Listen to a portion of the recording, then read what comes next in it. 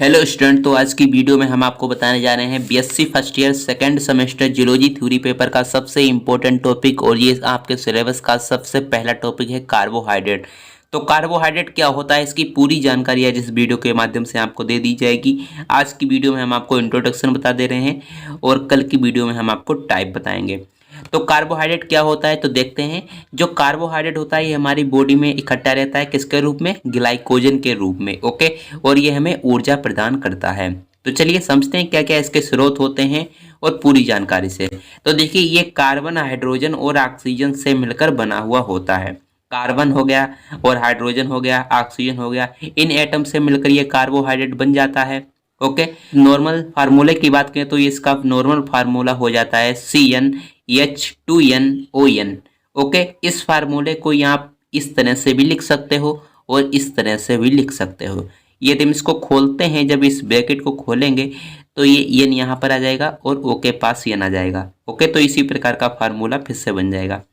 तो आप इस अलग अलग तरीके से देख सकते हो। अगला यहाँ पर जो पॉइंट आता है कि एन का मान 3 से 7 तक होता है, यानी ये जो एन संख्या आपको दिख पा रही है इसको हम 3 से 7 तक संख्या लिख सकते हैं। 3 से 7 तक यहाँ पर हम संख्या को लिख सकते हैं, जैसे ट्राइओसिस, टेट्रोसिस, पेंटोसिस। ओके, तो इस प्रकार से कई सारी शर्कराएं होती हैं जिसमें इनका नंबर बढ़ता चला जाता है। जैसे ट्राइओसिस हो गया तो यहाँ पर 3 और टेट्रोसिस हो गया तो यहाँ पर 4 हो जाएगा। तो इस प्रकार से नंबर बढ़ जाता है, टोटल 7 तक बढ़ता रहता है। ओके, तो ये बात आपको पता लग गई है। यदि नहीं पता है तो आगे आपको पता लग जाएगी। जब तक आपको इतना ध्यान रखना चाहिए कि एन का जो मान है वो 3 से 7 तक होता है। अब यहाँ पर हम बात करने वाले हैं, देखिए जो कार्बोहाइड्रेट होता है हमारे भोजन का सबसे महत्वपूर्ण कंपोनेंट है। कंपोनेंट का मतलब घटक है। कार्बोहाइड्रेट जो होता है हमारे भोजन के लिए बहुत ही महत्वपूर्ण घटक है, क्योंकि यदि भोजन में कार्बोहाइड्रेट होगा तभी हमें अच्छी तरह से ऊर्जा मिल पाएगी। क्योंकि कार्बोहाइड्रेट क्या करता है, ऊर्जा का निर्माण करता है, ऊर्जा का उत्पादन करता है। ओके, तो ये बात आपको अच्छी तरह से पता होनी चाहिए। अगला यहाँ पर जो पॉइंट है कि बॉडी में जो कार्बोहाइड्रेट होता है वो टिश्यू के अंदर ग्लाइकोजन के रूप में इकट्ठा रहता है।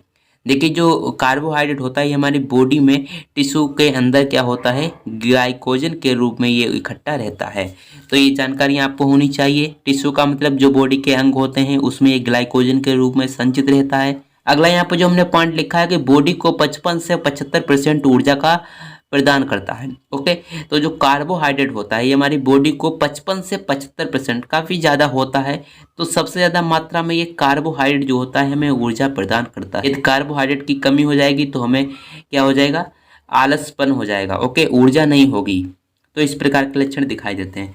तो ये बात आपको पता होनी चाहिए कि जो कार्बोहाइड्रेट होता है ये हमारी बॉडी में 55 से 75% तक ऊर्जा का प्रदान करता है, ऊर्जा का उत्पादन करता है। अगला यहाँ पर जो पॉइंट है, कार्बोहाइड्रेट के स्रोत, यानी कार्बोहाइड्रेट किस किस चीज़ों में सबसे ज़्यादा होता है। तो देखिए, कार्बोहाइड्रेट जो होता है वो गेहूं में सबसे ज़्यादा होता है। ओके, इसका ये मुख्य स्रोत होता है। ये अगला है चावल। चावल जो होता है, चावल में भी कार्बोहाइड्रेट की मात्रा सबसे ज़्यादा होती है। और जो दालें होती हैं अलग अलग प्रकार की, तो उनमें भी ये कार्बोहाइड्रेट काफ़ी ज़्यादा मात्रा में होता है। और भी इसके स्रोत होते हैं, वो यहाँ पर हमने नहीं लिखे हैं, क्योंकि यहाँ पर जो गेहूँ हो गया, चावल हो गया, दाल हो गया, इसके अंदर कार्बोहाइड्रेट की मात्रा सबसे ज़्यादा होती है। ओके, तो इन चीज़ों का आपको ज़्यादा से ज़्यादा सेवन करना चाहिए। अगला यहाँ पर जो पॉइंट लिखा है कि इसमें CHO का जो अनुपात होता है 1:2:1 का होता है। क्योंकि C का जो यहाँ पर देख पा रहे होंगे, C तो 1 है यहाँ पर। हाइड्रोजन देखें तो हाइड्रोजन यहाँ पर 2 है, और ऑक्सीजन को देखें तो ऑक्सीजन यहाँ पर 1 है। तो यहाँ पर इसी से अनुपात निकाला गया है कि इसमें जो CHO का जो अनुपात है 1:2:1 है। लेकिन यदि हम सिर्फ HO का अनुपात देखें, हाइड्रोजन यदि ऑक्सीजन का अनुपात देखें तो आपको दिखाई देगा 2:1। हाइड्रोजन और ऑक्सीजन का देखा तो यहाँ पर 2:1 दिखाई दिया। तो इसीलिए कार्बोहाइड्रेट को कार्बन का हाइड्रेट्स कहते हैं। इसीलिए हम क्या कहते हैं, कार्बोहाइड्रेट को कार्बन का हाइड्रेट्स बोलते हैं। तो ये जानकारी आपको होनी चाहिए कि कार्बोहाइड्रेट जो होता है कार्बन का क्या कहलाता है, हाइड्रेट कहलाता है। ये बात आपको क्लियर हो गई है, इसका आप स्क्रीनशॉट ले सकते हैं।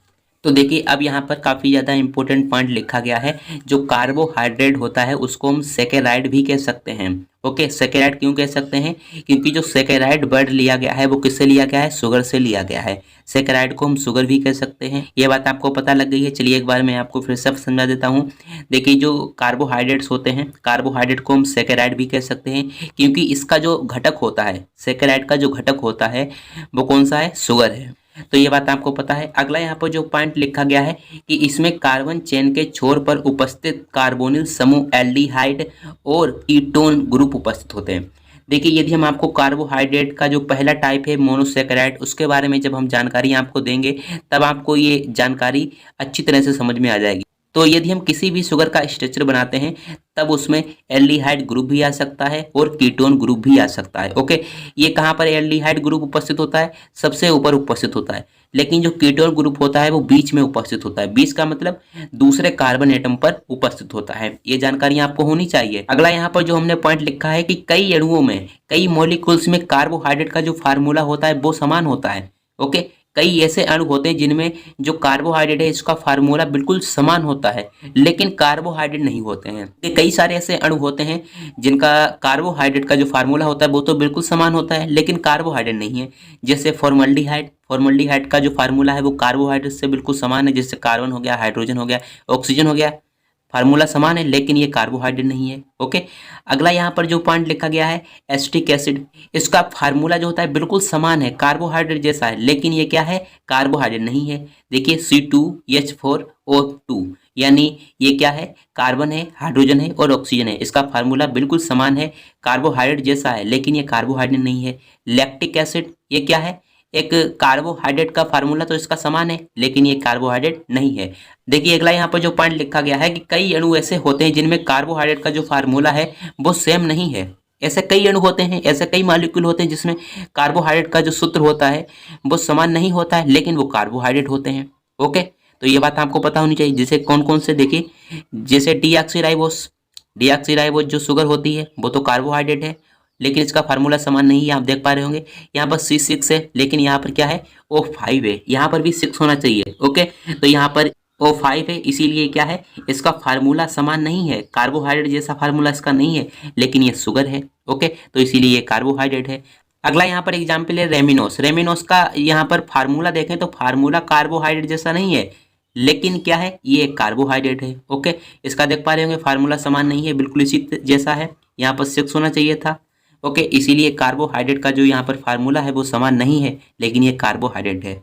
अगला यहाँ पर दिया गया है डिजटॉक्सोस। डिजटॉक्सोस का जो फार्मूला है वो समान नहीं है, वो कार्बोहाइड्रेट जैसा नहीं है, लेकिन ये कार्बोहाइड्रेट है। ओके, तो इस प्रकार से क्या होता है? कई अणु ऐसे होते हैं, कई ऐसे मॉलिक्यूल होते हैं जिनका कार्बोहाइड्रेट का जो फार्मूला होता है वो समान नहीं होता है, लेकिन वो कार्बोहाइड्रेट होते हैं। तो ये जानकारी आपको होनी चाहिए। अगला यहाँ पर जो पॉइंट लिखा है टाइप ऑफ कार्बोहाइड्रेट। कार्बोहाइड्रेट यहाँ पर 3 प्रकार के होते हैं, मोनोसैकेराइड, ओलिगोसैकेराइड और पॉलीसैकेराइड। तो 3 प्रकार के कार्बोहाइड्रेट होते हैं। एक एक वीडियो में हम एक एक कार्बोहाइड्रेट को समाप्त कर देंगे। ओके, तो ये आपका कार्बोहाइड्रेट का टॉपिक पूरा का पूरा समाप्त हो जाएगा। तो काफ़ी सिंपल है, हम अच्छी तरह से आपको समझा देंगे। तो आपको ये कार्बोहाइड्रेट का जो इंट्रोडक्शन है, जो परिचय है, वो अच्छी तरह से समझ में आ गया होगा। यदि समझ में आ गया है तो लाइक कर दें, और चैनल पर पहली बार आए हुए हैं तो चैनल को सब्सक्राइब कर दें। और सारी वीडियोज आपको BSc first year second semester geology theory paper की प्लेलिस्ट में मिल जाएंगी। ओके, तो यहाँ पर आज का ये पहला वीडियो जो है वो अपलोड होने जा रहा है। ठीक है, तो इसे आप फटाफट से नोट कर लीजिएगा, अच्छी तरह से इसे तैयार कीजिए। तो चलिए अब मिलते हैं अगली वीडियो में, जब तक के लिए जय हिंद, जय भारत।